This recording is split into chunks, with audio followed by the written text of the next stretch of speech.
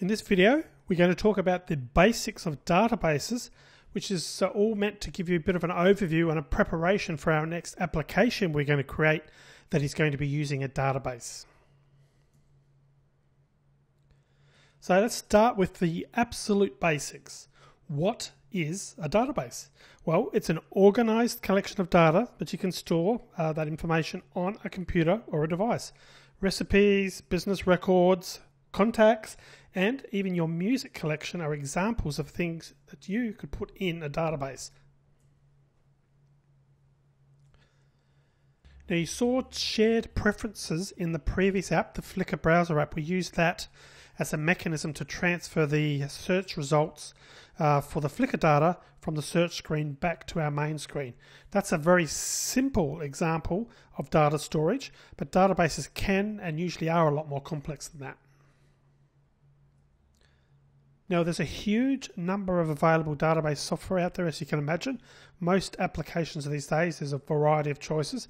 A large number of vendors, Microsoft, Oracle, IBM. But the good thing about all of these is that they use a standard language to manipulate the data that's in the database. Now, that language is SQL, pronounced SQL, and stands for Structured Query Language.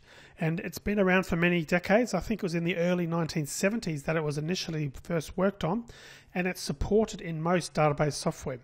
Now, learning this language is a skill in its own right, and you can readily transfer those skills to other platforms and software, which is of huge advantage to you. Now, of course, each software package that you use does have its own idiosyncrasies, so it's not like it's going to be 100% applicable, but a lot of the stuff you'll learn can be readily transferred over. And good news, Android uses SQL as well. Now, of course, being a device like a mobile, certain trade-offs have to be made because we haven't got a lot of memory, for example. But on the flip side of the coin, a lot of features that you'd see in sort of web applications such as Google's search queries that are recorded on a machine somewhere, we wouldn't need that level of complexity on an Android device either. So the good news is that we can still use a lot of that functionality with SQL and get that to work with an Android. Now, you're probably freaking out right now if you didn't know this. You're thinking, what do I need to learn another language? Maybe you're just getting on top of Java and feeling confident in that, and now thinking, oh, I need to learn another language. Short answer, yes, you do need to learn another language, but the good thing is you don't need to know as much in that language as you do in, say, Java.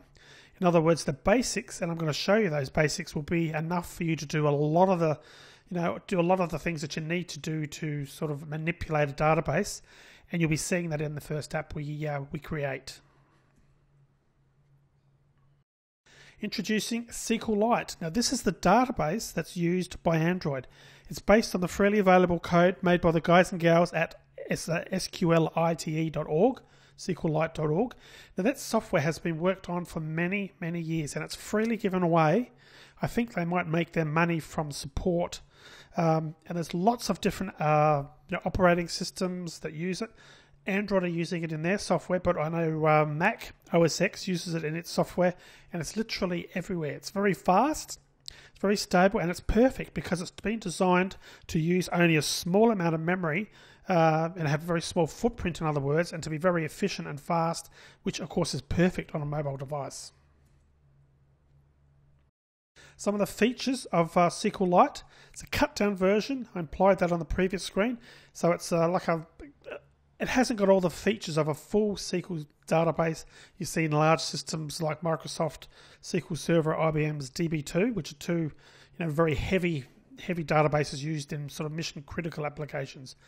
SQLite also isn't multi-user enabled. It's designed for a single user. It's very lightweight, it's fast, but in our case, it's generally perfect for what we need to do on an Android device. Some more information about the Android implementation of SQLite. No installation of the software is required. A lot of other databases you need to sort of pre-install software, and it can get quite complex. What's sort of built in, the Android implementation of SQLite is built in to the Android SDK framework. So Google provides us with libraries that we can use to easily manipulate databases, as well as to create, read, update, and delete data in those databases. So it's very useful indeed. Okay, let's do go through some basic terminology just to get up to speed with the very basics of databases. And we're also going to talk in future videos about Android's implementation as well. You're going to see all of this in action once we go through the app. However, it's useful to have a general idea of those terms, so the general terms now.